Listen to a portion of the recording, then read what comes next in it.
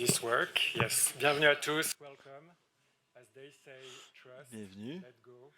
And Comme on dit, so, faites sorry confiance, if lâchez the prise session is delayed. et My name is Yvan espérez pour le mieux. Bossan. Je I'm a suis palliative care Yvan physician Bossan, in je France suis and now médecin en soins palliatifs piloting a formé en research France. program at Dana-Farber Cancer Institute, Je suis looking at instructeur à l'Institut the du cancer role of d'Anna-Faber. psychedelic-assisted therapies Je in regarde patients le with rôle des CRC/MS. traitements avec psychotropes It's my great pour pleasure les gens and atteints de maladies privilege graves. to introduce this J'ai session. le privilège I'm going to try to keep de it very présenter brief cette because séance. it's Je a serai hot bref topic. puisque c'est un Thank you sujet all de for being l'heure. here. Merci Thank encore une you fois de for votre the présence. J'aimerais organizer of this remercier conference les to bring us organisateurs de together ce congrès and how de nous meaningful that is. avoir rassemblés. I will kindly ask our presenters Je vais today to demander introduce themselves. aux They will do conférenciers et that much better conférencières than de me. se présenter aujourd'hui. And we are going to hear Nous 5 allons presentations entendre 5 today. présentations It will cet be a bit après-midi. frustrating because each presenters have only 30 Chaque minutes to present. présentateur et But présentatrice we are aura going to hear seulement 13 minutes very de important présentation. and Nous allons exciting entendre work that is des moving the needle travaux très in intéressants qui changent la increasing donne knowledge and access dans to psychedelic-assisted l'augmentation therapies de la in connaissance patients et with l'accès CRC/MS. au With traitement different avec perspectives. psychotropes pour les And personnes atteintes so de we're maladies very graves. fortunate to have these Nous sommes très presenters and chanceux et please chanceuses help d'avoir me welcome ces them today. conférenciers et conférencières avec nous. Veuillez les accueillir chaleureusement avec moi. I will say that one thing we would like for all of us to keep in mind as we hear these presentations Nous vous demandons de penser aux is how choses do we suivantes lors des présentations. recognize, value, Comment honor reconnaître, valoriser, the honorer knowledge that indigenous traditions les have developed savoirs through des traditions generations, through autochtones au centuries fil and des millenniums générations, au fil des around this siècles et world. des And millénaires we entourant owe ce them travail. certainly a lot. Nous leur And they have been devons able to carry this beaucoup work de through centuries, reconnaissance. despite many Les, repeated persecutions, sometimes for the les peuples very autochtones sake of ont using these perpétué ces medicines. savoirs et ont subi des So thank you persécutions to pour la simple these people. utilisation de ces remèdes And traditionnels. Nous sommes also in donc très terms of reconnaissants envers ces access, how peuples. do we think about Il faut aussi access songer à as l'accès these medicines are developing, à not only ces for the traitements wealthy avec in our psychotropes, non societies who seulement can pour les afford nantis dans cette société expensive qui treatments, peuvent se but also permettre for les members of traitements communities who dispendieux, also have mais aussi suffered from pour discriminations, les personnes dans les and collectivités qui ont racism, souffert de discrimination et de especially racisme, through their use of psychoactive substances like surtout à cause de leur psychedelic substances. consommation de substances So as psychoactives we comme are les moving this research field forward, psychotropes. can we offer a better Dans le cadre setting de notre to move recherche, this nous work aimerions offrir un meilleur indigenous for our contexte pour ce society. travail, pour favoriser So, notre in société that regard, multiculturelle. we have the great honor and privilege to Nous have avons Monica l'honneur Williams et le joining us privilège as a d'avoir discussant Monica Williams today. So comme Monica, if you discutante ici. sign in. Monica, je vous prie de venir So me Monica will rejoindre be joining au us lutrin. after the Monica presentations, va nous joindre and après les we'll présentations. hear her perspective Nous allons pouvoir entendre for sa about 10 minutes. perspective durant Monica, environ 10 minutes. to share with us her insights, hearing about Merci à these Monica de presentations and how we partager can keep these ses idées topics in mind. après ces présentations. Dr. Williams is the Canada Dr. Research Williams, Chair à la Chaire de for recherche du Mental Health Canada Disparities pour at the les University of disparités en santé Ottawa mentale in the School of à l'Université Psychology. d'Ottawa. Her work À focuses on l'école ethnic de psychologie, son travail minorities se mental concentre health sur la santé and mentale des minorités ethniques psychopathology research. et la recherche She sur les completed her psychopathologies. Elle a undergraduate studies at fait ses MIT and études de premier UCLA cycle à and MIT et received her UCLA. doctoral Elle a degree obtenu from the University son of Virginia. doctorat de l'Université de Virginie. She completed her psychosocial internship at Elle a fait Montreal General Hospital. She was an sa assistant résidence professor at the à University of l'État général de Montréal. Pennsylvania Elle a for 4 été years, professeure à l'Université de followed by Pennsylvanie pendant 5 4 years ans, at the suivi de 5 University of ans Louisville, d'études à where l'Université she de served as director Louisville, for the Center of Mental Health où elle était Research. directrice du Centre pour She les disparités en santé mentale. co-founded the Elle a International cofondé OCD Foundation's Diversity la Advisory Board Fondation and pour serves on le the editorial comité board of consultatif several du OCDE academic et elle journals. a été She has aussi published over 100 scientific au comité articles, consultatif pour primarily on OCD, différentes revues trauma, scientifiques. and Elle cultural a issues, étudié les including in the field of questions psychedelic-assisted euh, therapies. de troubles comportementaux et elle est l'autrice de différents articles sur les traitements ayant recours aux psychotropes. Je vais maintenant interpeller notre collègue d'Australie pour lancer le bal. Bonjour. J'ai le privilège de commencer cette séance. Ma collègue Margaret Ross devait être ici, mais elle ne pouvait pas se rendre, donc je vais parler en son nom.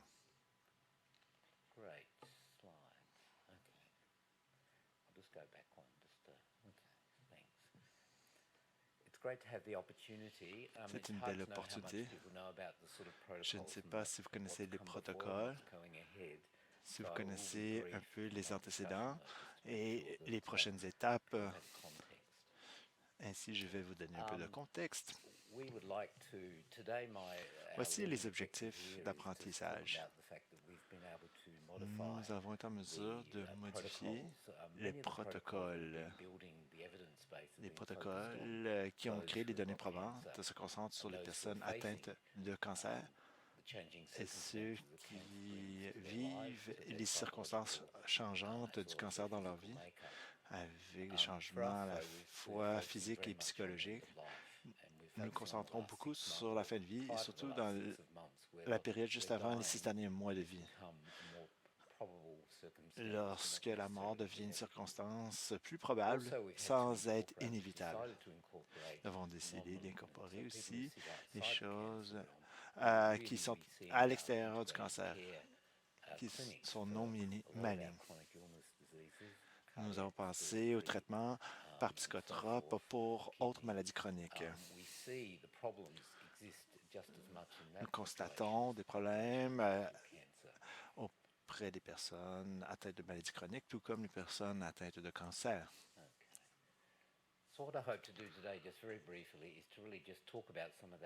J'aimerais parler de ce prolongement de notre travail et j'aimerais vous donner quelques exemples de cas où nous avons dû modifier le protocole. C'est assez particulier à l'Australie. Voici nos principes. Mark Ross, qui est psychologue, Justin, qui est à l'hôpital de Melbourne, et moi-même, je suis directeur de la médecine palliative à l'hôpital Saint-Vincent de Melbourne. Comme on peut voir aussi à gauche, nous avons des collègues qui sont les animateurs et les responsables qui administrent la psilocybine. Nous avons créé notre étude suivant des travaux précédents. Nous utilisons la psychothérapie et la psilocybine dans les capsules de 25 mg. Au départ, c'est randomisé entre le placebo et la psilocybine, mais nous avons une deuxième dose où on administre des psilocybines à tout le monde 7 semaines après les doses initiales. Ainsi, nous avons pu songer à ceux qui regardent la probabilité de la mort sérieusement au lieu d'une possibilité vague. Nous avons aussi été en mesure d'inclure les personnes atteintes de maladies chroniques.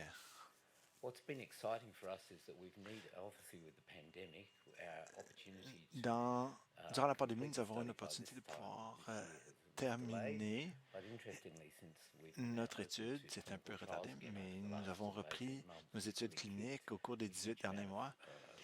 Nous avons été en mesure d'atteindre des résultats importants. Nous espérons atteindre la marque des 40 patients au début de 2023,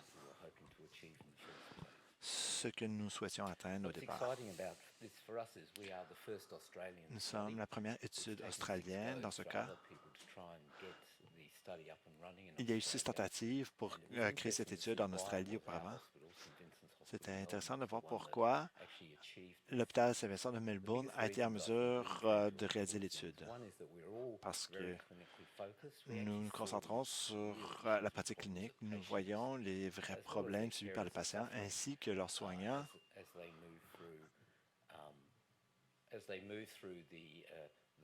Alors qu'ils évoluent dans un parcours de compréhension d'une maladie chronique ou d'une maladie terminale. en reconnaissant que la mort est une plus grande probabilité. Nous sommes aussi une étude de recherche. Nous discutons beaucoup de ces choses. Nous avons surveillé ce domaine aux États-Unis, notamment. Et comme vous pouvez voir, nos prédécesseurs, nous voulions mettre en œuvre l'étude de façon significative. Nous avons aussi un bon comité d'éthique de recherche. Nous avons demandé au comité d'éthique de recherche à savoir ce qu'il souhaitait de nous afin que nous puissions faire accepter le projet d'étude après l'échec des 5 autres tentatives.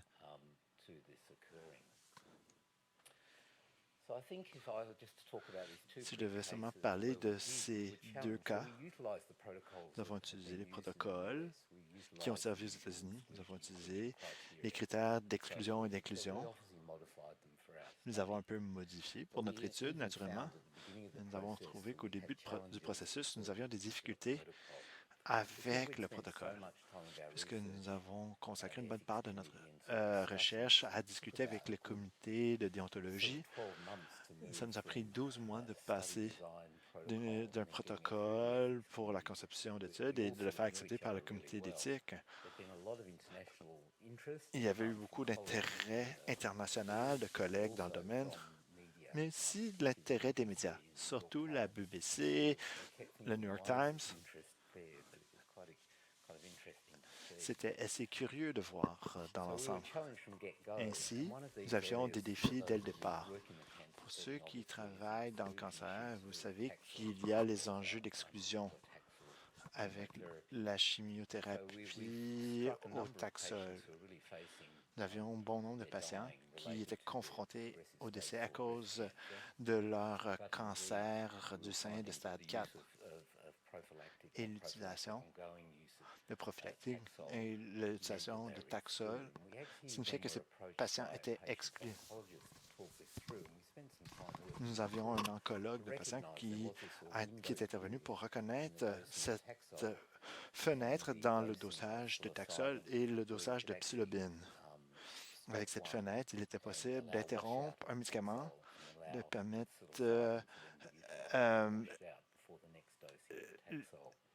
l'expulsion du Taxol complet avant l'utilisation de la psilocybine et ensuite excrétion totale de psilocybine avant de reprendre les autres traitements.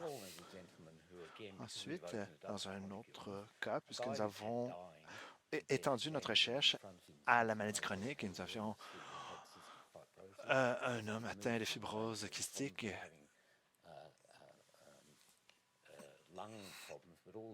il avait non seulement des difficultés respiratoires, mais autres difficultés liées à la fibrose kystique, comme la défaillance rénale. Il avait eu une greffe de rein échouée. Il avait seulement 40 ans et il était dépendant de la dialyse. Il devait avoir un traitement à l'hémodialyse. Dans l'utilisation de fonctions rénales qui était inclus dans le protocole original, l'avait exclu de sa participation au traitement par psilocybine avec ce protocole. Nous avons pu aller voir notre comité de déontologie de recherche pour dire que nous avions un bon cas d'utilisation. Regardez la formule qui n'était pas nécessairement utile pour nous dans ce contexte. Nous avons regardé la modification, surtout pour ce jeune homme, où nous avons dû faire en sorte qu'il avait la dialyse avant le jour du protocole et d'avoir la dialyse le lendemain de la consommation de psilocybine dans le cadre de son protocole de traitement.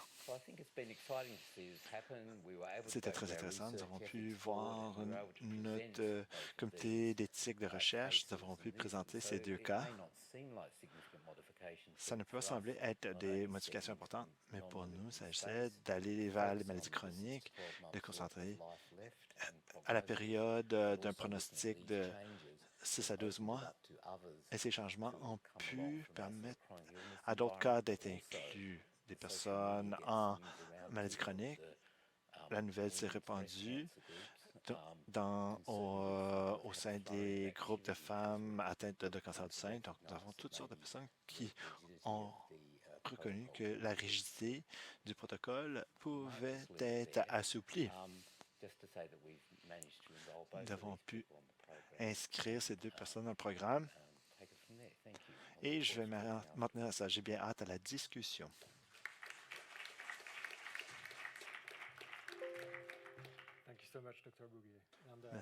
Merci beaucoup, Dr. Boulier. Votre étude était la première menée dans une équipe de soins palliatifs avec l'utilisation à la psilocybine. Nous allons garder les questions pour la fin. Puisque nous avons commencé en retard, pour ceux et celles qui peuvent rester, nous allons pouvoir rester un peu après la fin afin de pouvoir empiéter sur la pause. Je ne crois pas qu'il y a une autre séance dans cette salle après. Nous allons pouvoir poursuivre la période de questions par la suite. Nous avons maintenant le docteur Zarabi. Merci beaucoup. Soyez indulgents alors que je me familiarise avec la télécommande. On me dit que c'est le gros bouton rouge. J'espère que je n'ai rien éteint.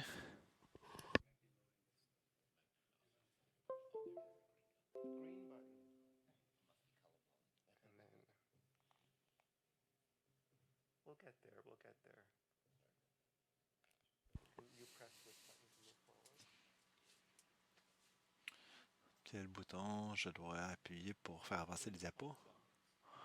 Je dois patienter alors qu'ils sont en train de préparer la présentation. D'accord.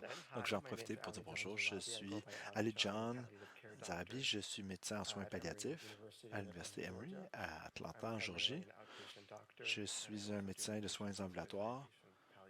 Je fais aussi des soins palliatifs en milieu hospitalier. Et je vais maintenir ça en attendant ma présentation. C'est ma 2e journée à Montréal. C'est merveilleux ici. Si vous avez des recommandations de restaurants ou quoi que ce soit, vous pouvez les mentionner maintenant. On aime beaucoup ma cravate. Je l'ai acheté pour 12 $ sur Amazon.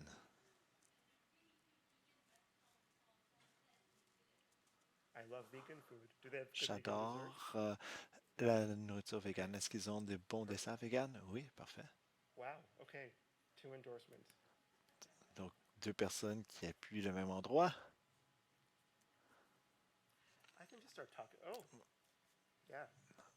Très bien. Je n'ai pas utilisé le bon gabarit, mais ça va.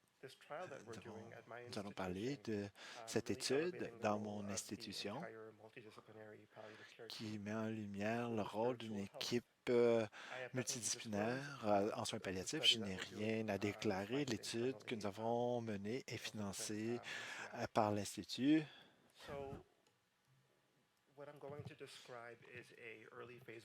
Je vais parler d'une étude de phase 1 en regardant la psilocybine avec le soutien de l'ensemble de l'équipe multidisciplinaire en soins palliatifs chez des patients démoralisés. Ça a pris 2 ans pour pouvoir créer cette étude. J'ai vieilli d'une décennie durant ces 2 ans. Nous sommes en train d'inscrire nos premiers 2 patients la semaine prochaine. C'est possible, je vous rassure. Voici 3 objectifs. Je veux décrire les raisons pour lesquelles nous avons choisi cette population. Nous allons parler surtout des soins palliatifs ambulatoires et nous ne parlerons pas beaucoup des psilocybines. Je vais parler aussi du rôle des aumôniers comme animateurs importants en traitement par psychotrope. Et je vais parler du soutien spirituel, géographique, économique, ethnique et racial dans ce contexte. Je suis un médecin en soins palliatifs ambulatoires. Comme vous savez, aux États-Unis, on n'avait pas reconnu pour les patients qui sont en phase terminale de se faire approcher tôt dans la progression de la maladie. je veux dire qu'avec mes collègues et des amis aux États-Unis, Psycho-Canada gère des enjeux psychosociaux comme les troubles de personnalité, l'anxiété et la dépression et l'interaction lors de la progression de la maladie au fil des ans. Je dois assumer beaucoup de risques liés à la prescription avec les opioïdes. Beaucoup de mes patients ont des problèmes de toxicomanie, y compris de la toxicomanie aux opioïdes, de la dépendance aux opioïdes. Mais les patients ont beaucoup de ces besoins de souffrance totale. La souffrance totale n'a pas vraiment de fondement scientifique. C'est plutôt un concept religieux dans ce domaine. Je l'affirme parce que c'est difficile pour nous de nous concentrer sur la population qui a vraiment besoin de ce remède ou de ce traitement parce que nous n'avons pas les données scientifiques à notre appui. J'ai aussi vu le concept de métasurvie. Certains de mes patients ont l'impression de devenir immortels avec ces traitements. Beaucoup des patients qui décédaient auparavant vont maintenant vivre longtemps avec leur maladie. Donc, j'ai l'impression que mon travail est vraiment ancré dans la survie et peut-être moins dans les soins de fin de vie lorsque je ne suis pas en train de promulguer des soins palliatifs en milieu hospitalier. Voici un survol des patients que nous voyons dans notre pratique. Voici des données de 9 mois de patients. Nous avons vu à peu près 1700 patients uniques. Cette mois, c'est à peu près 4000 visites. Le groupe en jaune a un cancer en stade terminal. Nous avons à peu près la moitié de notre population de patients qui sont atteints de cancer. La majorité ont un cancer actif. Certains n'ont pas de symptômes de maladie et encore ce diagnostic de maladie terminale, une petite proportion a une rémission ou une guérison potentielle et reste dans notre pratique. Est-ce que ces personnes doivent rester dans notre pratique? Nous le croyons. La majorité de nos cliniciens ont essayé de déterminer la fréquence de visite des patients. 95 des patients ont des traitements par opioïdes chroniques et ont un fardeau psychosocial assez important. Lorsqu'on offre les soins palliatifs précoces, qu'on le fait avec APSI et l'OMS, selon les recommandations, nos patients ne meurent pas si souvent. Voici 9 mois de données de nos patients. Vous pouvez voir la majorité des patients sont vivants et vont probablement rester vivants pour un certain temps. Mes patients ou nos patients sont des cas complexes avec des besoins complexes.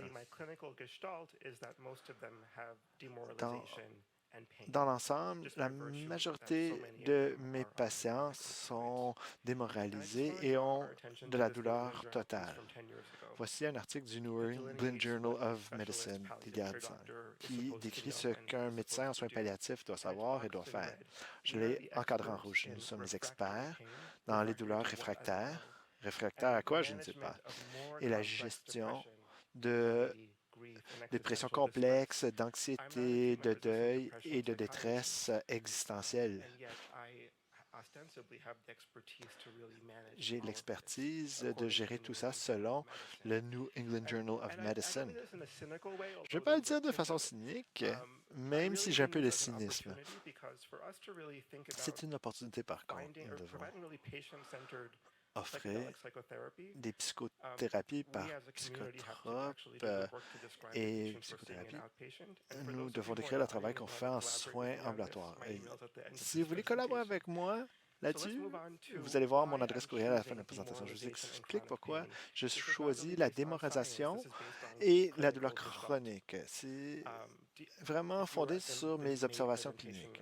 Si vous étiez à la présentation principale ce matin, il y a 56 façons de décrire la détresse existentielle. C'est un peu le syndrome de démoralisation car c'est quantifiable. Il y a une évaluation et il y a une validation. Nous cherchons des patients avec un sentiment de désespoir On le voit dans différents diagnostics. On voit que des personnes avec des maladies physiques, des maladies psychologiques, et il y a ce sentiment de rester pris. Beaucoup de mes survivants à long terme ont ce sentiment de faire du surplace. La chimiothérapie a fonctionné, ou la greffe a fonctionné, mais il y a de l'impuissance, il y a l'incapacité, l'invalidité. Je vois que des patients qui ont 6 mois à vivre et des patients qui leur restent 10 ans à vivre. Il y a aussi la douleur chronique. Je vous ai montré la diapo sur la survie. Ce n'est pas seulement des personnes qui ont la douleur à la fin de vie. 40 des patients atteints de cancer vont avoir de la douleur après le traitement. La douleur du cancer est très intéressante. Au milieu du 20e siècle, c'était souvent le résultat principal, le bon nombre de ces études. On sait que les soins palliatifs est une couche supplémentaire de soins. En concevant cette étude, je voulais voir comment que mes patients, dont 50 sont afro-américains ou s'identifiés comme noirs, sont dans un milieu urbain Atlanta et de pouvoir vivre ce type de traitement dans le contexte de visite clinique. Voilà le concept de cette étude. Voici les couches de soins. La médecine est à la base, suivie d'un beau cadre, un beau contexte. Nous avons une salle d'hôpital qui a été convertie en salon et les 2 autres couches sont celles sur lesquelles je vais me concentrer pour ma présentation. Nos patients vont avoir accès à des soins palliatifs. Des médecins, des travailleurs sociaux et des aumôniers. C'est l'aumônier qui va rester durant la salle lors de la prise de psychotropes et fera de la psychothérapie et de l'intégration. Voilà l'innovation de cette étude. Elle fait partie du mouvement des aumôniers pour psychotropes. Nous avons le plus gros département spirituel au monde dans notre institution. Les aumôniers veulent faire partie de cette étude. Pourquoi l'aumônier? En regardant différentes études, comme la révision systématique du Dr. Bossan, à partir des années 1960, au moins un patient sur 4 a une expérience religieuse profonde, transformative. Les aumôniers historiquement servaient à ces expériences. Notre institution a décidé de se pencher sur le rôle des aumôniers dans les hôpitaux. Les personnes en CRA font partie de notre équipe de psychotropes. Ce qu'on a constaté, c'est que 92 des interactions nécessitaient de l'écoute active. La prière est une petite partie de ce que les aumôniers font, vous le savez sans doute. Et les aumôniers veulent surtout parler de sujets existentiels comme la démoralisation. Notre équipe a conclu que l'aumônier a probablement le meilleur rôle pour soutenir les gens en temps de crise. Nous intégrons l'aumônier avec un psychothérapeute formé. Nous sommes en train de relayer le flambeau à quelques heures durant la préparation et l'intégration entre le médecin et le travailleur social. Nous essayons de trouver toutes les choses utiles durant le dépistage. Nous savons qu'un de nos patients voit déjà une acupunctrice. Et ça fait partie du cadre réel qu'on veut offrir aux patients.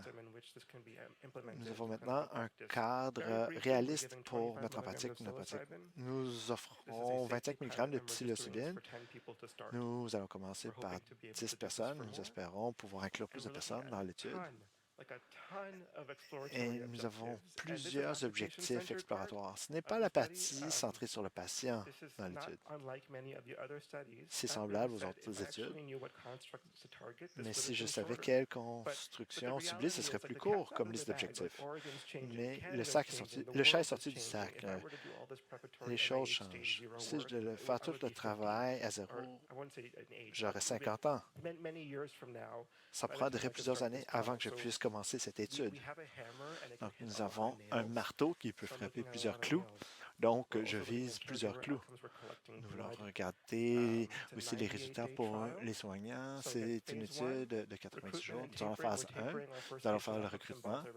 Nous allons faire un sevrage pour un de nos patients. Dans la phase 2, nous allons préparer et intégrer toute l'équipe de soins palliatifs. Et la phase 3 sera les évaluations. Ma dernière diapo. Ce n'est pas seulement superficiel. Nous avons ce défi dans notre institution. Atlanta est un lieu avec une population diversifiée. La moitié de nos patients sont afro-américains. J'ai fait partie de plusieurs rencontres du conseil d'administration. Lorsque les cliniciens nous réfèrent des patients, je reçois des appels. Ce patient est parfait pour votre étude. Et j'apprends par la suite que chacune de ces personnes étaient des personnes blanches de classe moyenne et avaient une pratique de méditation. C'est merveilleux. J'ai créé un comité consultatif communautaire et j'avais l'impression que ce n'était pas nécessaire, mais j'ai l'impression qu'on est déjà en train d'échouer juste à cause de l'homogénéité des personnes recommandées. Et je dois l'exprimer. Si vous avez des conseils sur comment nous améliorer dans le dépistage ou le recrutement, j'aimerais connaître vos suggestions. Merci.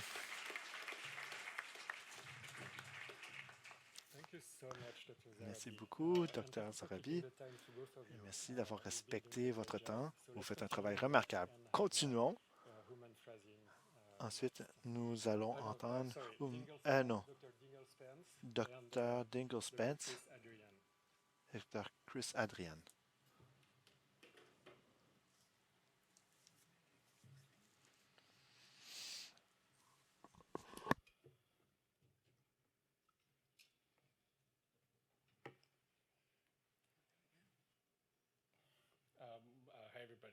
Bonjour tout le monde, je suis Chris Adrian et voici Dingle-Spence. Le titre de notre présentation serait Soulagement pour le deuil, un rapport sur notre traitement par psychotrope.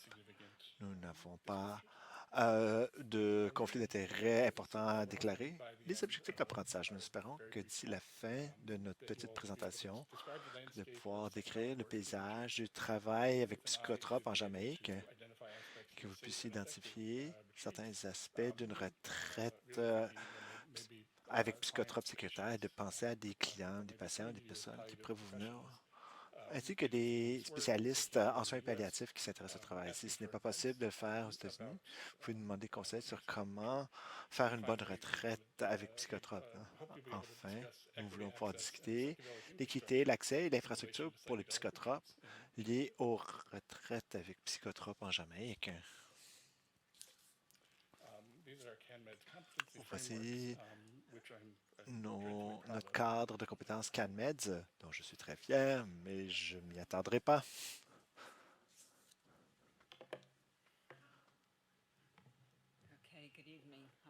Bonjour tout le monde, merci. J'aimerais vous faire un petit survol ici en Jamaïque, qui se trouve dans la mer des Caraïbes. C'est un pays avec plusieurs montagnes. C'est un pays montagneux avec plus de montagnes que de plages. La population est de 2,8 millions de personnes, avec des personnes soit d'origine afro-américaine ou de race métisse. Et la capitale est Kingston. Parler du cadre réglementaire en Jamaïque, nous sommes gouvernés par la loi sur les drogues dangereuses de 1948, ce qui interdit le commerce de substances illicites. Il y a une modification en 2013 de décriminaliser le cannabis pour l'utilisation médicale et religieuse. La psilocybine n'est pas déterminée comme un remède traditionnel en Jamaïque et pousse de façon sauvage et n'a jamais été listé. Il n'y a pas de réglementation sur la culture, la transformation, le commerce et la circulation de champignons magiques. C'est bien pour nous.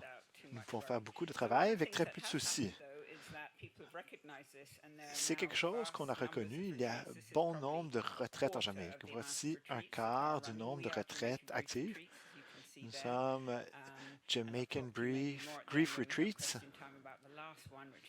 Christian pourrait parler aussi des retraites expérimentales Jack Ree pour les professionnels de la santé. Parler d'un parcours avec 5 autres personnes. Nous avions une vision partagée entre les Canadiens, les Américains et les Jamaïcains de créer une retraite à l'aide de psychotropes pour les parents en deuil. Au départ, nous faisons venir des personnes de l'étranger, mais nous voulons créer une infrastructure qui fonctionne aussi pour les Jamaïcains afin de pouvoir avoir des Jamaïcains qui participent à la retraite. Nous avons des donateurs privés. Nous avons une équipe multidisciplinaire. Vous pouvez voir toutes les différentes professions listées sur la diapositive. Nous offrons des expériences sécuritaires avec psilocybine durant la semaine de participation des parents endeuillés. Nous allons parler de l'accueil en Jamaïque, du processus et du départ. Ce n'est pas seulement une question de consommation de psilocybine. Il y a aussi une partie de marche en forêt et d'artisanat. Et Chris va vous donner quelques détails supplémentaires sur la structure. Il s'agit d'une retraite de soutien au deuil. Ce n'est pas nécessairement une thérapie pour le deuil. Il y avait un élément de psychotrope qui a été ajouté. Ajouté un programme de soutien au deuil que je connaissais, car les travailleurs sociaux de mon établissement s'en servent pour un programme de 8 semaines qui a été créé par les travailleurs sociaux de l'hôpital pour enfants de Boston et s'est établi selon le travail de 2 personnes dans le domaine du deuil, Alan Wolf et Jana Cacciatore.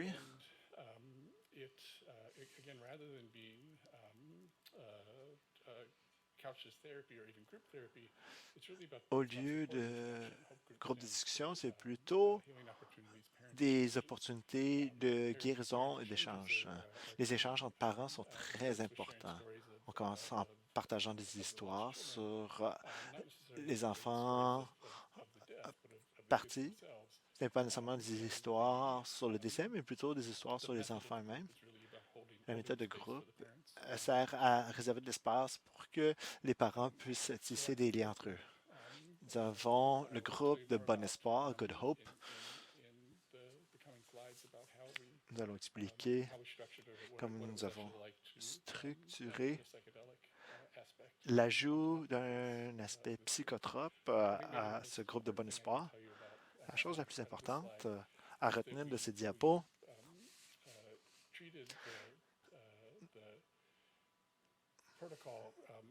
nous avons utilisé le protocole des recherches sur l'intégration et la préparation suivie de l'expérience, suivie de l'intégration en tant que bonne pratique.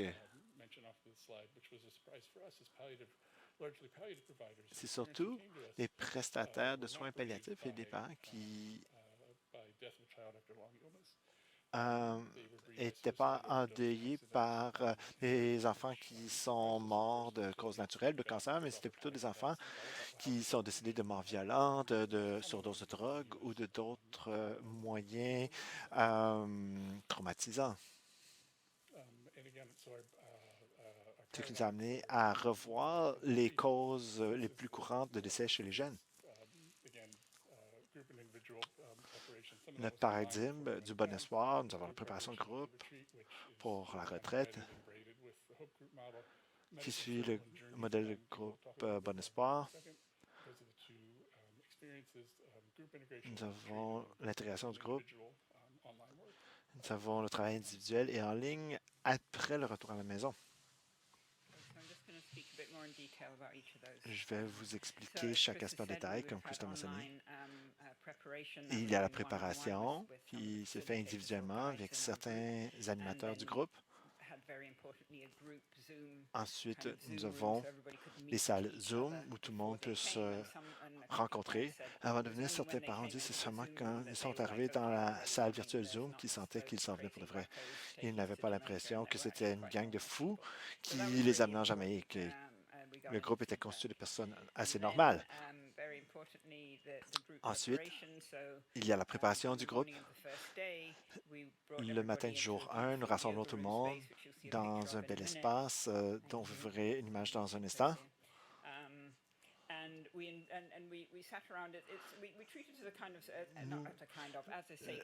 Nous l'avons considéré comme un espace sacré. Nous restons assis au sol, autour des fauteuils confortables. Nous avons un espace au centre et nous invitons les parents à apporter des objets significatifs qui leur rappelaient de leur enfant, que ce soit une photo ou que ce soit un objet particulier. C'était une partie très importante et tout le monde peut entendre l'histoire des autres. Comme vous pouvez imaginer, ça peut être très émotionnel. En soirée, nous avons notre cercle de médecine. Tout le monde reste assis en cercle, en silence. Tout le monde, y compris le personnel, vont prendre une microdose de psilocybine 250 mg sous forme de champignons déshydratés. C'est un peu différent de la psilocybine artificielle. C'est un cercle en silence, mais si quelqu'un veut offrir un chant, une prière, une autre façon de se souvenir de l'enfant, c'est possible de faire. Et ensuite, on va s'asseoir. Parfois, le silence peut durer plusieurs minutes. Ensuite, il y a une journée de repos. Et les journées suivantes, il y a la prise d'une dose complète, assis sur un matelas avec les yeux fermés. On va commencer avec 3 grammes de champignons déshydratés et on va offrir une dose supplémentaire 1 heure après le début de la cérémonie. Au début, nous avons un espace sacré cérémonial. On demande à tout le monde de rester. Certaines personnes veulent sortir et s'étendre dans l'herbe et sont accompagnées, mais on s'entend à rester dans le groupe jusqu'à la fin de la cérémonie. Voici des images de notre emplacement. On voit l'espace de yoga, on voit le cercle et notre emplacement Bon Espoir, Good Hope, s'appelle le village Good Hope, Bon Espoir. Naturellement, on incorpore aussi une journée à la plage dans la semaine de retraite. Chris va parler des résultats chez les parents.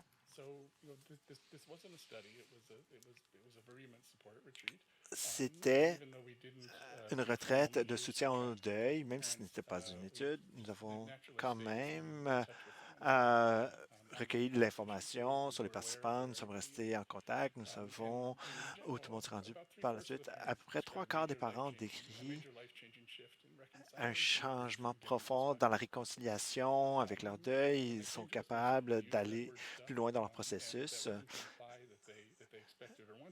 Certains parents ne cherchent pas nécessairement à surmonter certaines phases, mais certains parents voulaient de l'aide dans ces phases. Pour 3/4 de ces parents, ils ont pu progresser. 1/4 ont décrit aucun changement dans leur processus de deuil, mais la moitié ont parlé d'un grand changement dans quelque chose d'autre, comme se réconcilier avec des enjeux psycho-émotionnels séparés, mais qui pouvaient influencer leur deuil. Nous avons pu amener d'autres changements dans leur vie.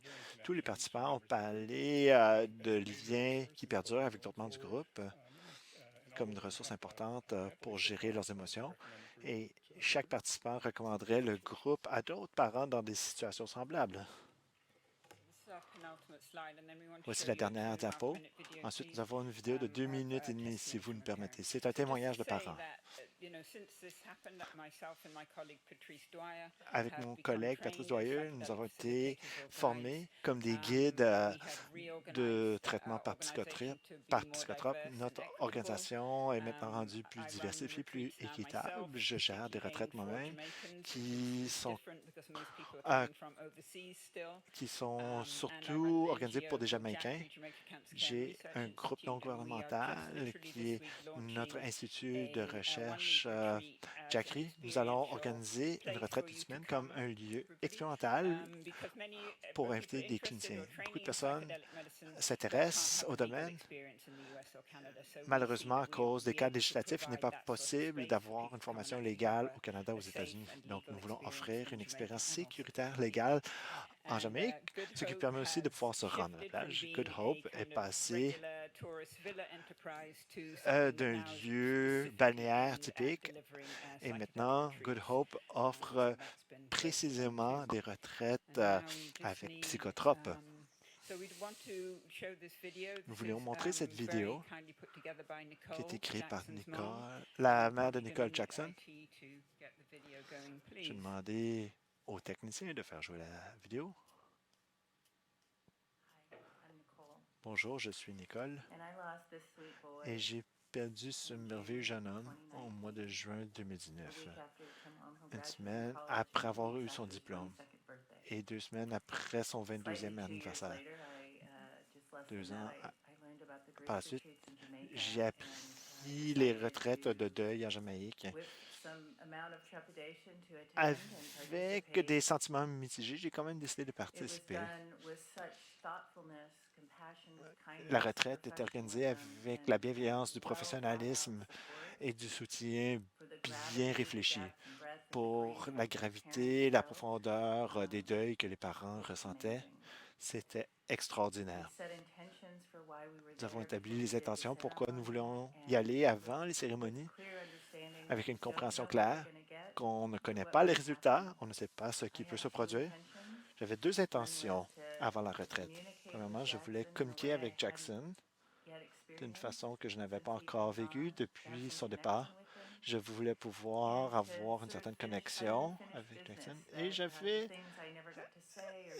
des choses que je n'avais pas réglées, des choses de son enfance que je n'avais pas pu régler. J'avais bon espoir que j'allais pouvoir les régler durant sa vie.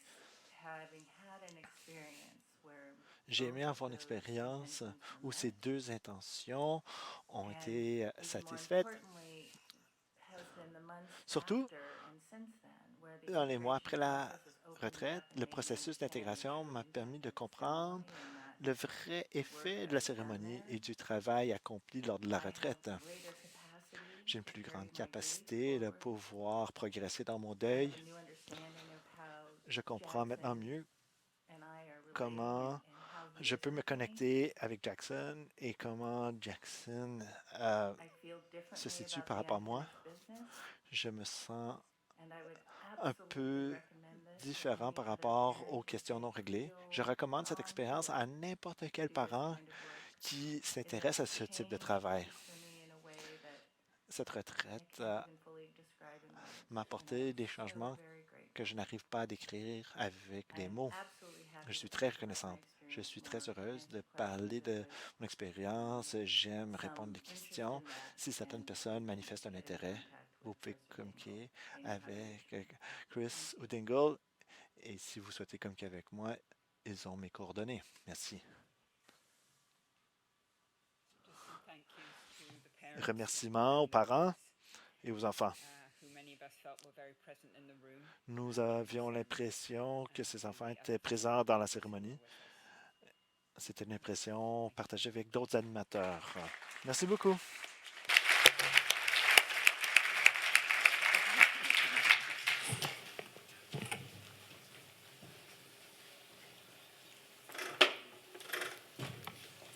Thank you so much.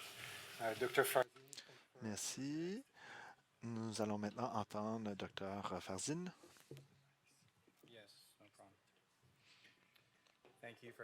Merci beaucoup de l'invitation. Je suis Ouman Farzin. Je participe à différents projets. Je travaille à l'hôpital juif en tant que médecin en soins palliatifs. J'ai différentes études, dont une financée par MAPS. Et plus récemment, je travaille avec HeroCarts, un groupe de discussion pour les anciens combattants avec utilisation de psychotropes. J'espère pouvoir parler des compétences suivantes. Vous connaissez sans doute la souffrance à la fin de la vie. J'aimerais parler du rôle potentiel positif des psychotropes et j'aimerais parler des nouveaux développements au Canada prometteurs. Je vais parler aussi un peu de mon travail à Montréal. Voici un hommage à ma mère qui m'a inspiré à devenir médecin. Comme nous savons, les soins palliatifs sont une approche. Nous sommes ici pour parler des éléments psychospirituels pour lesquels nous ne sommes pas les meilleurs à traiter. Nous espérons pouvoir changer la donne avec ce travail. Les soins palliatifs ont été créés à McGill. Félicitations à Balfour Mount. C'est curieux qu'une mère de patient avait parlé de questions non réglées. Balfour avait été inspiré par Elizabeth Kubler-Ross. Il y a une notion de questions non réglées et le fait que l'euthanasie pouvait empêcher l'opportunité de régler des questions en suspens. La réalité, en approchant la fin de la vie, nous sommes un peu plus comme un nouveau-né, ce qui vient avec de la souffrance pour bon nombre de gens. Nos besoins spirituels ne sont pas satisfaits. Je m'excuse de passer rapidement parce que j'ai beaucoup de matière. Il y a aussi ce désir d'accélérer la mort à cause de cette souffrance. Au Canada, nous avons l'aide médicale à mourir sur le plan fédéral, ce qui a commencé de façon plus conservatrice, selon la liberté de choix, les droits de la personne, et c'est de plus en plus facile à y accéder avec le retrait de certaines restrictions à partir de l'année prochaine. La santé mentale sera aussi un critère d'acceptation pour l'aide médicale à mourir. La signification peut être trouvée jusqu'à la fin. Nous voulons protéger cette opportunité comme professionnels des soins palliatifs pour apporter changement. Avec le traitement par psychotrope, nous voulons créer une expérience pour changer l'attitude. J'aimerais remercier Victor Frankl pour ça. Psychédélique veut dire quelque chose qui se manifeste par l'esprit, qui a été créé par Humphrey Osmond, qui écrivait une lettre à Aldous Huxley. Il l'a publié dans un livre l'année suivante. Il faut savoir que le traitement assisté par psychotrope n'est pas seulement une chose unique, mais c'est un processus. L'expérience psychédélique fait partie du processus. Ça nécessite une préparation et surtout, selon moi, l'intégration qui est suivie est importante. Ça peut prendre longtemps et ça peut nécessiter des séances répétées lorsque le temps le permet. La première vague de recherche dans l'utilisation des psychotropes pour ce contexte remonte à loin. Les premières études sur les psychotropes impliquaient des patients atteints de cancer et l'alcoolisme. Certaines personnes croient que 70% des études de cette étude ne pourraient pas passer un comité d'éthique aujourd'hui. C'était quand même des études importantes. Et lorsqu'on passe dans 50 ans, peut-être qu'on va penser que notre travail actuel est questionnable. Voici les premiers articles qui ont entamé la deuxième vague. Il y a 2 essais randomisés contrôlés à Johns Hopkins et l'Université de New York qui ont prouvé l'efficacité et ont prouvé que les effets perdurent. Les expériences mystiques ont une corrélation avec des résultats positifs.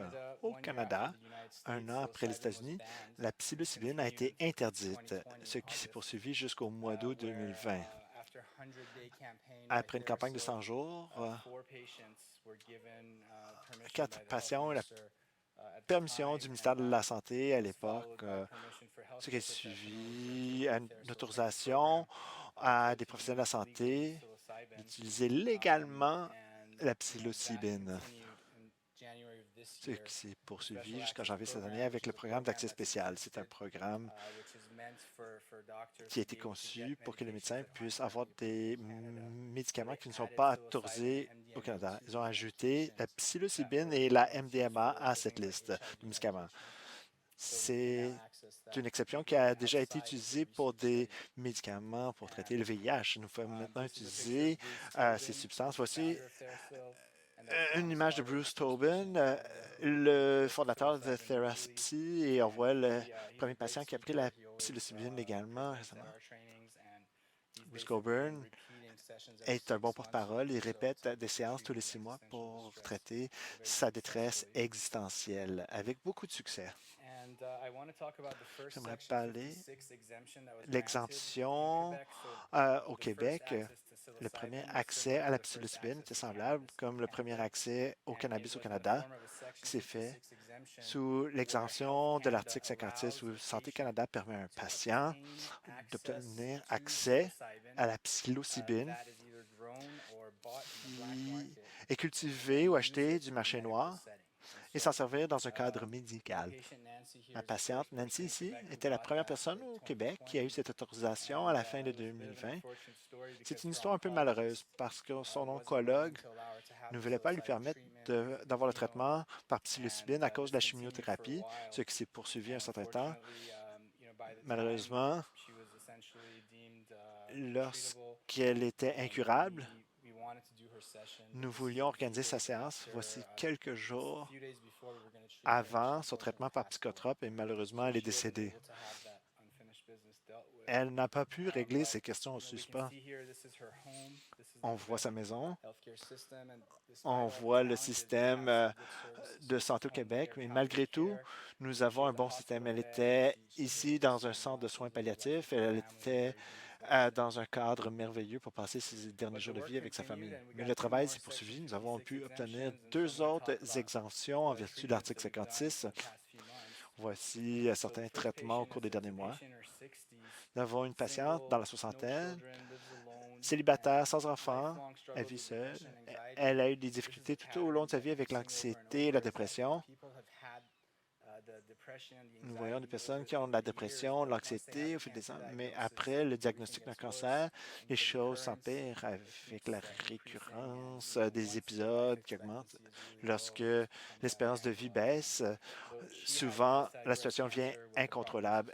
Elle avait un cancer du sein avec métastase, avec pronostic de 1 à 2 ans de survie. Elle avait déjà utilisé des agents psychotropes dans son adolescence et sa mère était atteinte de schizophrénie. Voici une image de la patiente dans son salon.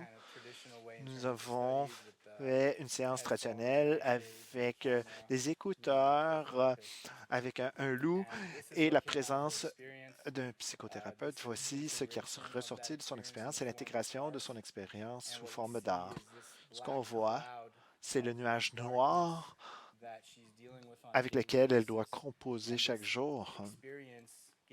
Cette expérience lui a donné l'opportunité de pouvoir se connecter à ce monde merveilleux, coloré qui existe, mais auquel elle n'a pas accès régulièrement. Nous travaillons encore sur son intégration et nous allons planifier son deuxième traitement le mois prochain. Notre deuxième patient, aussi célibataire, sans enfant. Je vous rappelle que ce sont des exemptions en vertu de l'article 56. C'est 5 grammes de champignons magiques déshydratés, un peu le même profil, la dépression et l'anxiété tout au long de la vie. Ça a pris un certain temps pour qu'il soit sevré de ses médicaments. Il est un patient avec un cancer de la prostate, mais il est en rémission. C'est aussi quelqu'un qui avait déjà consommé des psychotropes. Voici l'hôtel qu'il a établi. On voit son intention ici. L'établissement d'intention est une partie importante du traitement par psychotrope. Il y a d'autres articles cérémoniaux. Il y a sa grand-mère ici, le portrait de sa grand-mère qui le réconforte. Ici, nous avons une trame audio. Il s'agit d'une séance où il a la difficulté d'être dans cet état de transe. Nous avons une discussion. Je vais vous montrer un extrait de l'échange. Nous avons une approche qui s'appelle les systèmes familiaux internes pour l'aider à passer à travers.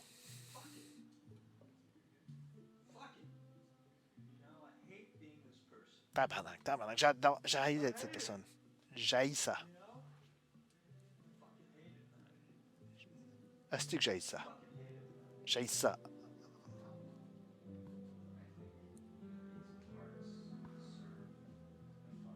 Je pense que ces parties ont servi une fonction à un certain point dans votre vie.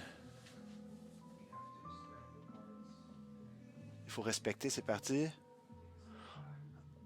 On te demande de prendre un peu de recul parce que vous êtes constitué de certaines de ces parties, mais ça ne vous représente pas. Ce sont peut-être des parties que tu n'as jamais compris. 4 heures et demie de larmes. Il n'avait jamais autant pleuré. On peut voir un résultat assez visible.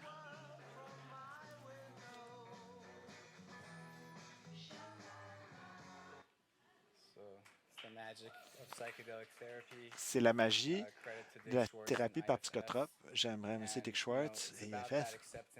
Cette question d'abandon, d'acceptation, d'euphorie qui peut s'en suivre. Notre troisième patient que nous avons traité, c'était le premier patient qui avait accès par le programme spécial. Nous avons obtenu de la psilocybine d'un producteur avec un permis. Cet homme passait les derniers mois de sa vie en douleur dans son chalet dans le Nord. Il n'avait jamais consommé des psychotropes auparavant. Voici la fiole de psilocybine qui avait été envoyée à l'hôpital juif. C'était assez unique avec sa dose. Voilà le chalet où nous l'avons traité. Voici le cadre. Il ne voulait pas être dans le cadre traditionnel. Il était assis ici dans son fauteuil. On lui parlait. Voilà le chat qui observe la situation. J'aimerais exprimer ma reconnaissance envers lui. Il est allé de l'avant avec MAID, mais il a eu une expérience mystique profonde, mais il a décidé d'avoir recours à l'aide médicale à mourir. Nous avons appris que c'est très important d'avoir des soins centrés sur les patients. L'expérience mystique ne va pas éliminer la souffrance, mais peut donner une signification à la souffrance. Ce patient pouvait avoir cette expérience mystique alors que son corps était en train de s'éteindre. Son choix d'aide médicale à mourir n'a pas été changé, mais il a pu l'accepter. Nous mettons l'emphase sur l'intégration. Nous établissons des systèmes de soutien communautaire. Nous le faisons avec une grande unité. Je m'intéresse beaucoup à la musique. J'aime regarder aussi l'utilisation de la technologie et de la nature. C'est important dans mon cas, mais il y a beaucoup de travail à faire pour mieux définir ce trauma. Nous voulons considérer d'autres substances, kétamine, MDMA. Je n'ai pas parlé de la culture autochtone, mais c'est aussi quelque chose qui me passionne. Je suis très respectueux et reconnaissant de la culture autochtone. C'est très important de tenir compte de ce qui est sous terre et de l'exclusion de diagnostic pour l'instant. Je suis reconnaissant envers McGill et du groupe qui se rassemble sous la direction de Justin et de d'autres personnes. J'ai beaucoup de personnes à remercier. Justin serait un co-auteur, donc j'aimerais le remercier de son soutien, ainsi que Jean Zigbee, nous avons pu faire ce travail dans le système public et le facturer par l'hôpital juif. C'est quelque chose de tout à fait unique. Il y a évidemment Bernard Lapointe, Harvey Chang, Carl Greenway, Sunny Kang. Voici notre première cohorte de personnes formées. En pleine pandémie, c'est par cette cohorte que nous avons pu planifier ce cours de formation et l'agrandir. Merci beaucoup de votre temps.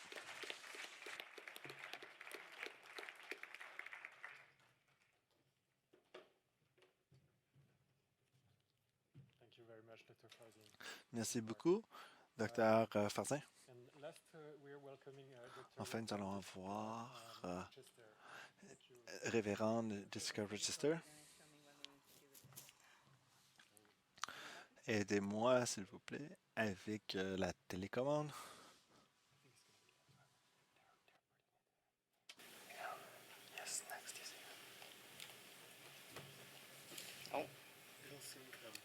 Oh, okay, it's loading. They're uploading it. Great. Yeah, I think you're good. Does it work?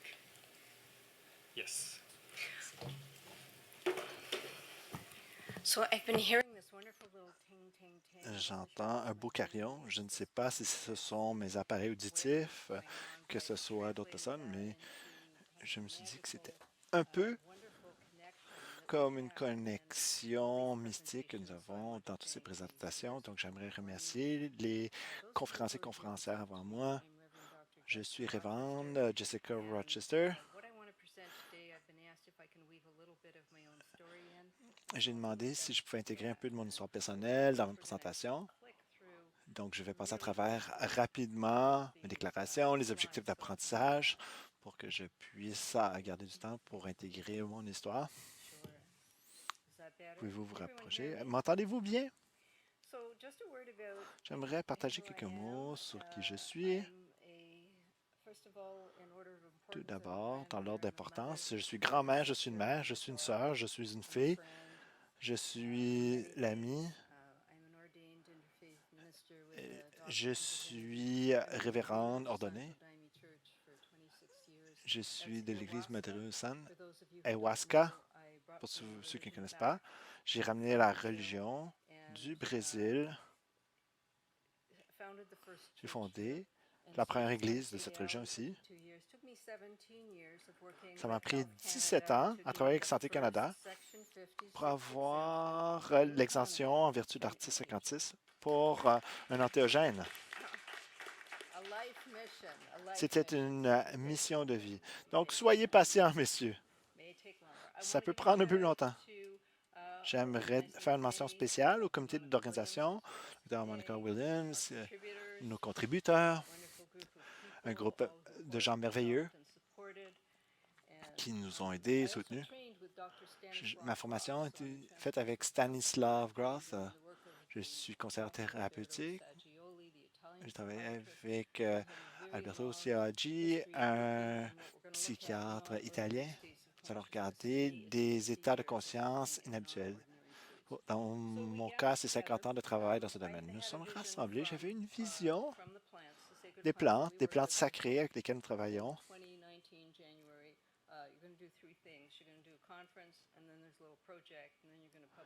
Je voulais suivre le rite de faire une conférence, un projet et de mettre des livres. Nous avons organisé notre première conférence sur Ayahuasca Canada.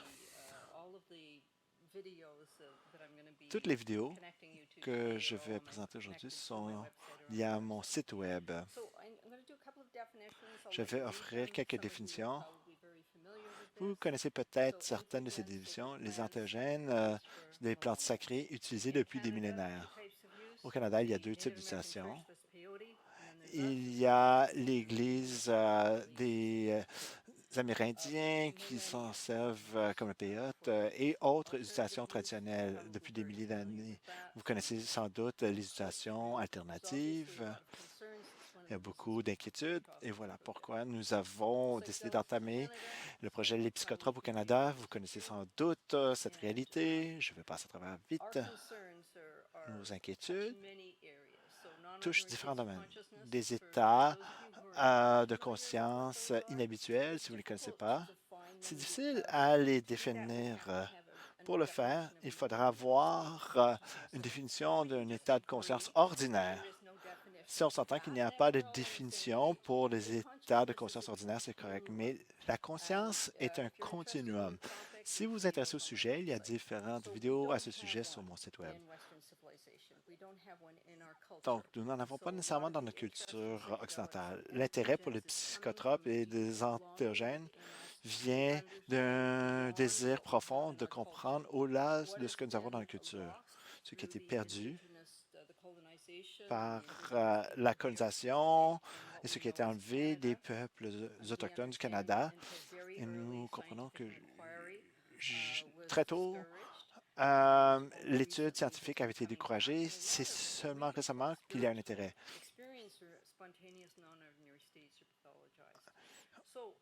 Où ces états, normalement, selon la médecine moderne, seraient considérés comme des pathologies.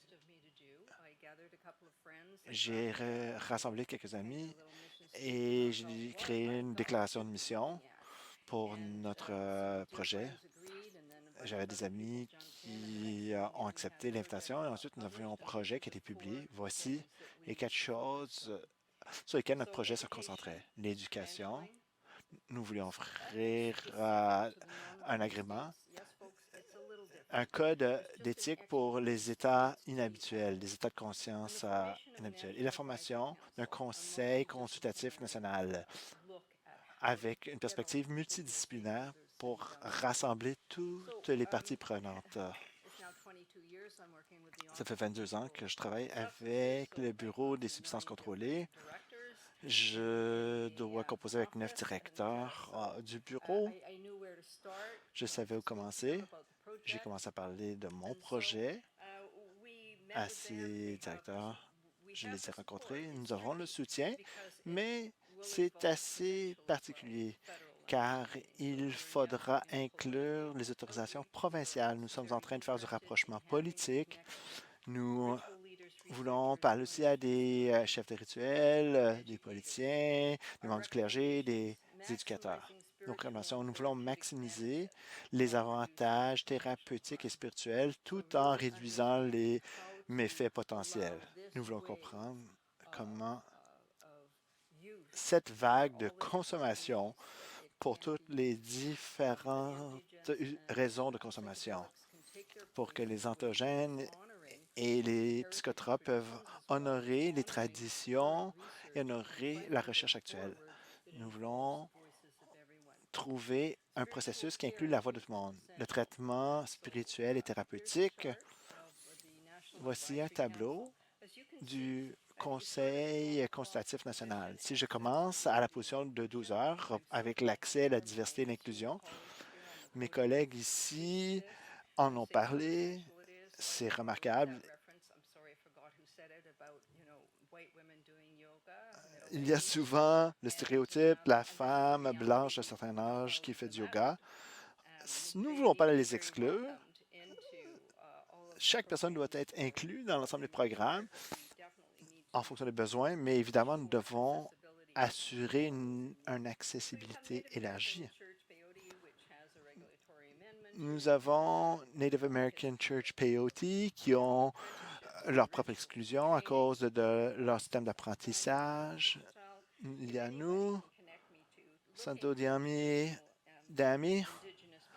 Wano de Vishtal, Oeshka.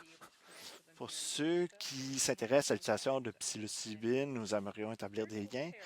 Il y a les soins spirituels et les clergés. Nous avons le soutien de l'Association canadienne des fournisseurs de soins spirituels. L'association a écrit une lettre d'intention qui appuie entièrement le Conseil consultatif national, le besoin d'intégrer tous les différents professionnels qui collaborent. Ensuite, il y a un siège pour chaque chercheur et clinicien.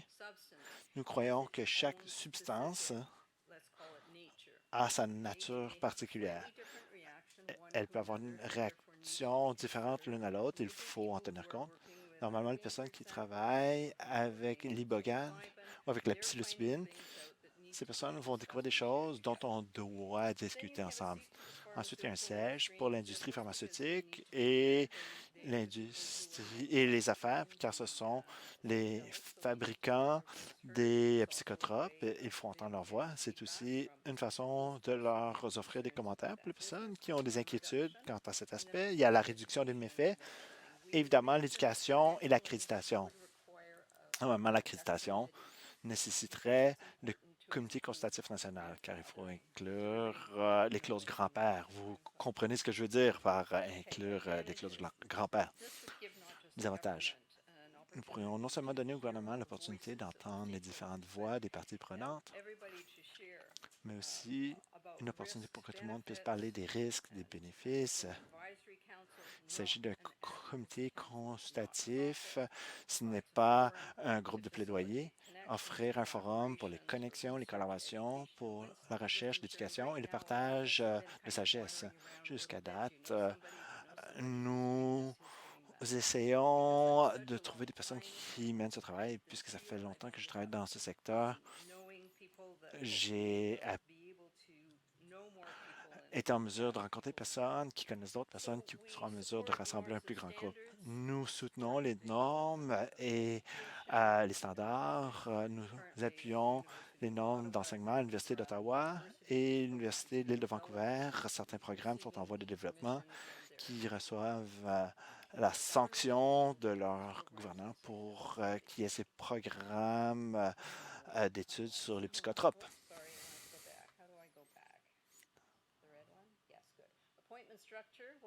La structure de nomination. Chaque siège pourrait donner à l'OCS un CV de quelques personnes et Santé Canada pourrait prendre la décision. C'est le processus le plus neutre.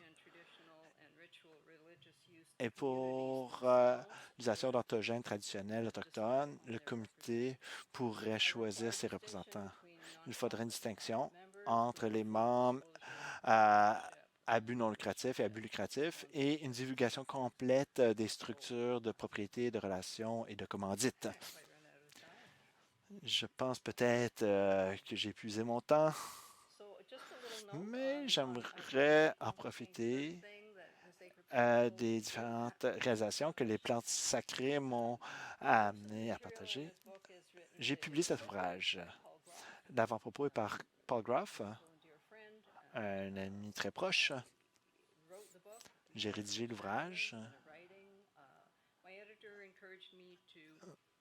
Mon éditeur m'a encouragé à inclure ma propre histoire, mon parcours spirituel personnel et mes révélations. J'ai inclus aussi toute la cartographie et les cartes transpersonnelles. Donc, les ouvrages ont été rédigés pour aider les personnes qui travaillent dans le secteur des états non ordinaires. Ça touche la déontologie, l'éthique, la cartographie altérée. Si vous vous intéressez à ce sujet, sur mon site web, vous trouverez toute l'information. Vous pouvez trouver notre article. Si vous vous intéressez aux enthogènes et aux antéogènes et aux psychotropes, je vous souhaite une bonne suite des choses et un bon courage. J'ai bien hâte de pouvoir répondre à vos questions. Vous avez fait un travail extraordinaire. Merci beaucoup. Beau travail. C'était très intéressant d'entendre tout votre travail. Donnons-leur une belle main d'applaudissement. Il est maintenant 15h30. La séance de clôture est à 16h. Vous pouvez rester. Nous allons maintenant entendre Dr. Williams qui va introduire notre discussion et offrir des idées sur ce que nous venons d'entendre. Je vous invite à ajouter vos questions dans le fil de discussion. Ainsi, nous allons pouvoir voir vos questions et peut-être que nous pouvons les soumettre aux intervenants. Merci beaucoup. Je vous invite aussi à utiliser l'appli pour inscrire vos questions. Dr. Williams.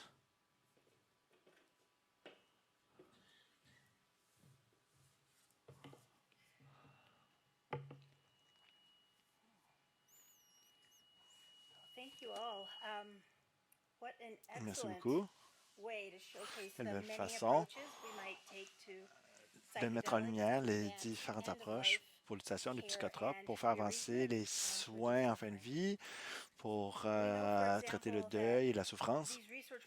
Ces protocoles de recherche et les études que nous menons et les articles que nous publions sont seulement convenables pour un groupe limité de patients. Ma recherche se concentre sur les disparités. Comment nous pouvons faire des innovations, comme rendre l'utilisation des psychotropes plus inclusif et disponible à des personnes qui autrement n'auraient pas accès aux psychotropes. C'est encourageant de voir les différentes conditions utilisées pour élargir l'accès pour différents groupes de la société et assurer la sécurité alors que ces médicaments sont consommés de façon courante. Voici certaines questions que je vous soumets.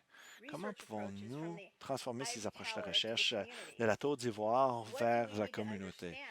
Que devrons-nous comprendre alors que nous faisons ce travail de part et d'autre des frontières nationales dans les différentes cultures et sociétés? J'adore le travail de Dr. Spence en Jamaïque d'offrir des soins pour des parents endeuillés, pour des parents américains, canadiens et surtout jamaïcains. Les thèmes psychédéliques semblent être accompagnés d'expériences mystiques.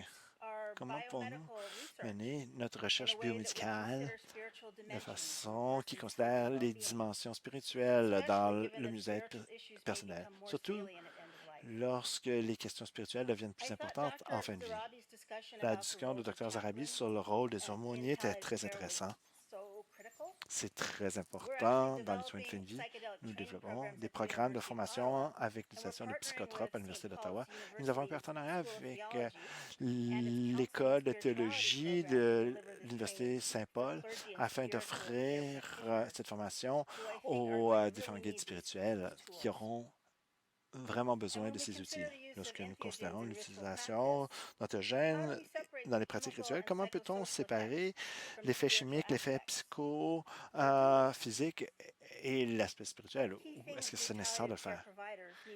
Quelles sont les choses importantes que les soignants palliatifs doivent savoir alors que les patients sont de plus en plus au courant de ces traitements par psychotropes? Comment peut-on assurer la sécurité des traitements pour la diversité de personnes qui en ont besoin? Dr. Zarabi a dit, malgré la diversité de la population à Atlanta, toutes les références pour une étude d'utilisation de psychotropes pour soins en fin de vie étaient des personnes blanches de classe moyenne.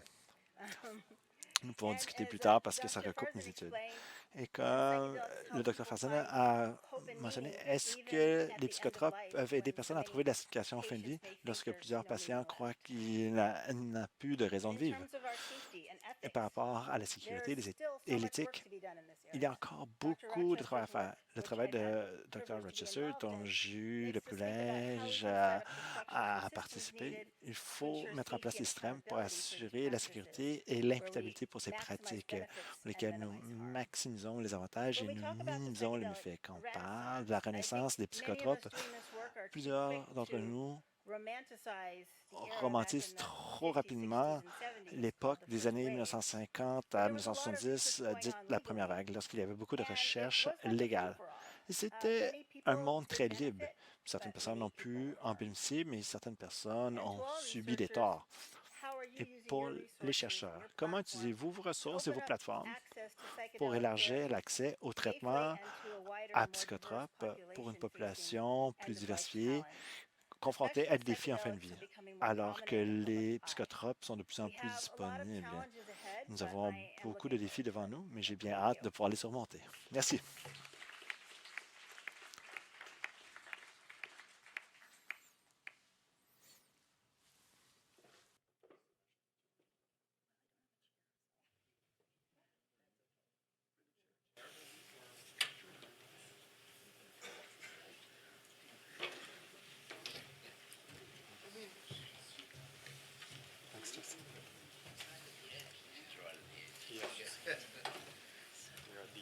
All right, just fall off the podium. I'm really humbled by all the work that's been done and all the work that is to be done as well. Je suis très impressionné de tout le travail qui se fait. J'ai une question du clavardage, Ruth Thompson. C'est une question pour Chris et Dingle. Comment peut-on référer les personnes à la retraite pour parents endeuillés? Comment sélectionnez-vous les participants à la retraite? N'hésitez pas à utiliser les micros sur la table pour répondre. Les références venaient surtout des thérapeutes. La majorité de ces parents ont subi des traitements pour deuil, ou des thérapies pour deuil, c'est-à-dire. Et d'autres parents ont entendu parler de ces retraites de la part de d'autres parents. Quelle est la deuxième partie de la question? Est-ce qu'il faut vivre le deuil un certain temps avant de pouvoir participer à la retraite? Nous avons pensé aux critères d'exclusion. Nous voulons mettre ce service à la portée des parents. Nous n'avons pas établi les critères d'exclusion, mais nous nous concentrons sur la sécurité. Il y avait un processus assez long pour autoriser les parents, pour assurer la sécurité médicale et psychologique. Mais toute cette idée, est-ce qu'il faut avoir un deuil compliqué ou un deuil assez long pour être admis? Nous avons laissé aux parents d'en juger. Le critère principal, je pense que c'est Neil Hannon, un psychiatre de notre équipe, qui avait articulé l'idée. Si les parents sont dans une phase aiguë de leur deuil, c'est peut-être pas le bon moment d'aller subir une thérapie avec un psychotrope. Certains parents ont subi une phase aiguë pendant quelques semaines et ensuite cette phase aiguë s'est atténuée, ils étaient prêts. Il y a une autre question qu'il fallait poser avec les parents et l'ensemble de l'équipe. Est-ce qu'il y a une intention de conçu pour les parents encore dans une phase chaotique? C'était difficile pour trouver une intention. Et pour les parents qui avaient plus progressé dans leur deuil, leur intention était claire. Ces parents savaient ce qu'ils cherchaient. Ainsi, ils étaient capables de travailler avec leur intention et progresser avec leur intention. Nous avons aussi un site web. Donc, les parents pouvaient aussi s'auto-référer. Ça s'appelle Jamaica Grief Retreats, une retraite de deuil en Jamaïque. Ça s'appelle jamaicagriefretreats.org, si jamais vous vous intéressez. Très bien, merci. Je vais poser une question à Dr. Reverend Rochester et Dr. Farzin.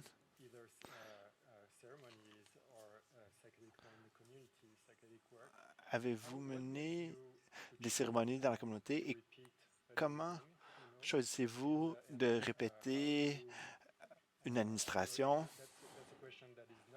C'est une question qui n'est pas souvent abordée par la recherche en fin de vie. Souvent, il s'agit d'une seule séance, situation de psilocybine. On mesure l'état avant et après.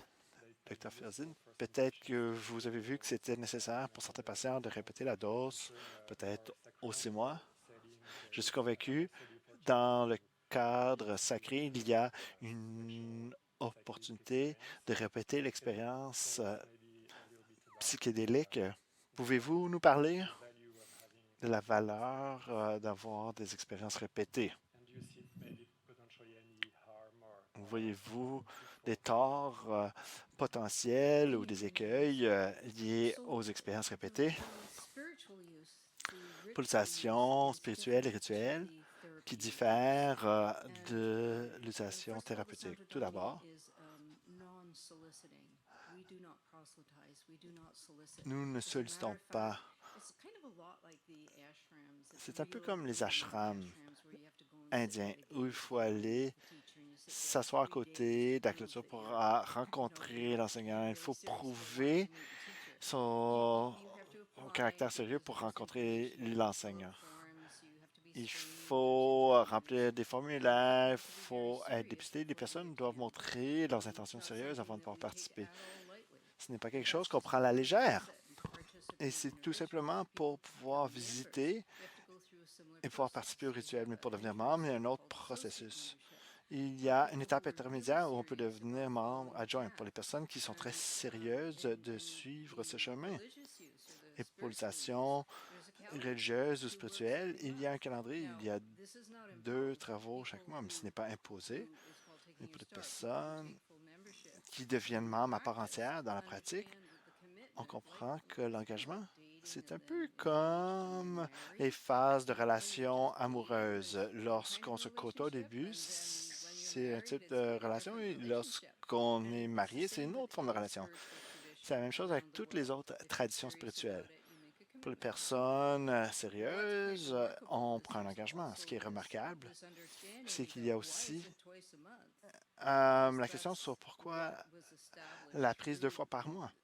C'est ce qui a été établi après 100 ans de santodomie et après des centaines, voire des milliers d'années d'utilisation autochtone traditionnelle. Ce n'est pas par mois ou c'est mois, c'est 2 fois par mois. Dans ce contexte, puisque nous le faisons comme une pratique clinique, ce n'est pas une étude, nous avons la liberté d'avoir une pratique centrée sur le patient. Selon mon approche, je m'assure de répéter la séance pour de bonnes raisons. Par exemple, 1 ou 2 patients ont vu leur exemption expirer 1 an après l'obtention. Ils voulaient avoir une autre exemption seulement pour la répétition de l'expérience. Cependant, nous croyons que ce n'est pas suffisant. Nous voulions avoir l'intégration complète. Nous voulions que l'utilisation serve ou la consommation serve à des changements transformateurs. Lorsqu'on pense que l'intégration est complète et lorsque la première expérience est entièrement digérée, lorsque les patients répondent encore aux critères d'inclusion, nous pouvons penser à une deuxième séance. Mais nous n'avons pas encore assez de données probantes pour savoir.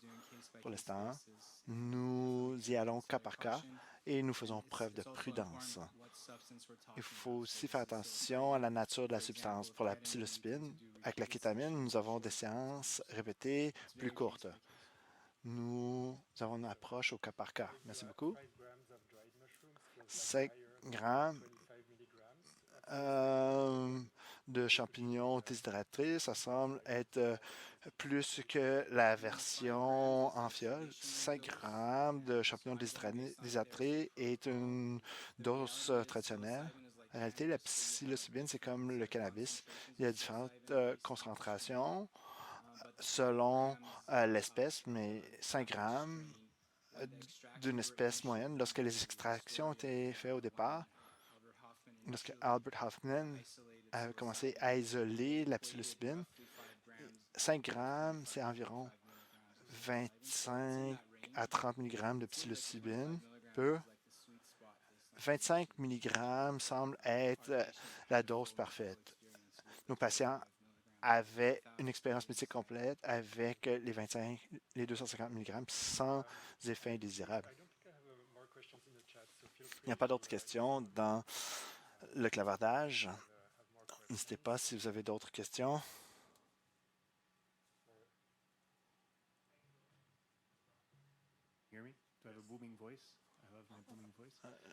Je vais utiliser ma voix qui porte. Je suis Jenna Funi. Je suis une personne fortunée.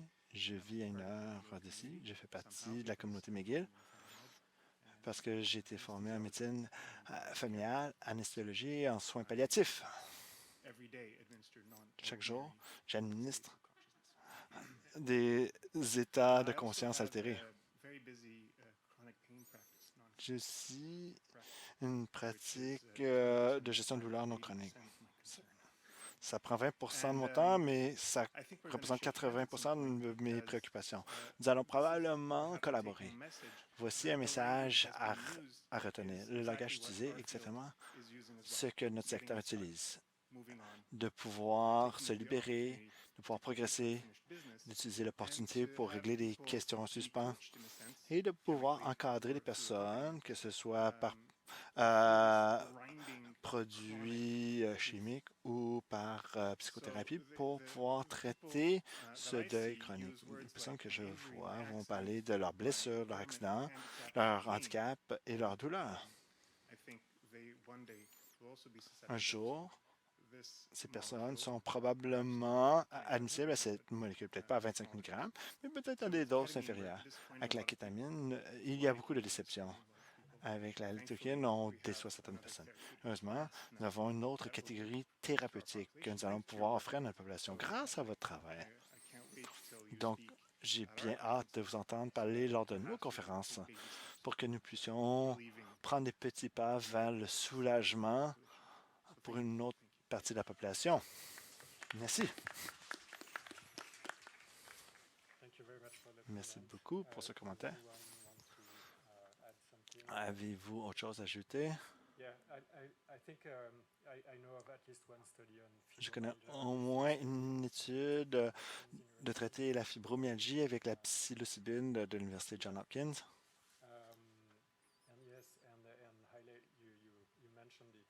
Et vous l'avez mentionné, il y a un recoupement entre le trauma et la douleur chronique, qui est une réalité clinique. Donc, c'est définitivement quelque chose à considérer. Oui, bienvenue. Je suis Katrina Singh. Je suis médecin du Maine. Pour les personnes qui pratiquent dans le domaine, nous n'avons pas accès à ce type de recherche. Le Maine est un État intéressant. Le cannabis est légal et les personnes aiment les substances illicites. Beaucoup de personnes vont prendre une microdose de psilocybine. J'aimerais savoir d'un point de vue pratico-pratique. Si un patient mentionne cette consommation, qu'est-ce que je peux leur dire pour garantir leur sécurité avec cette consommation? Est-ce qu'il y a des ressources en ligne ou est-ce que je peux les aiguiller? Si les patients vont choisir de consommer indépendamment, j'aimerais leur donner de l'information utile et juste. Je peux essayer de répondre.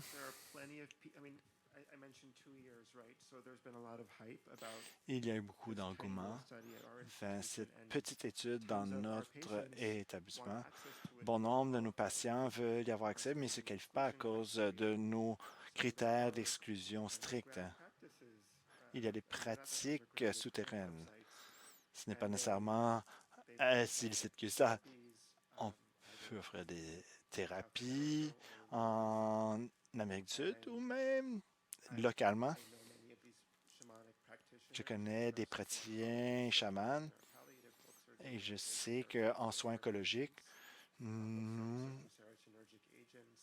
allons réduire progressivement la prise de certains agents et nous allons offrir le mieux possible des soins après. Ce n'est pas parfait. C'est une approche par réduction de méfaits. Mais si les patients vont consommer, de toute manière, nous voulons savoir. Je demande à mes patients d'être honnêtes. Et ensuite, je vais aussi faire des références avec notre psychiatre. Je ne sais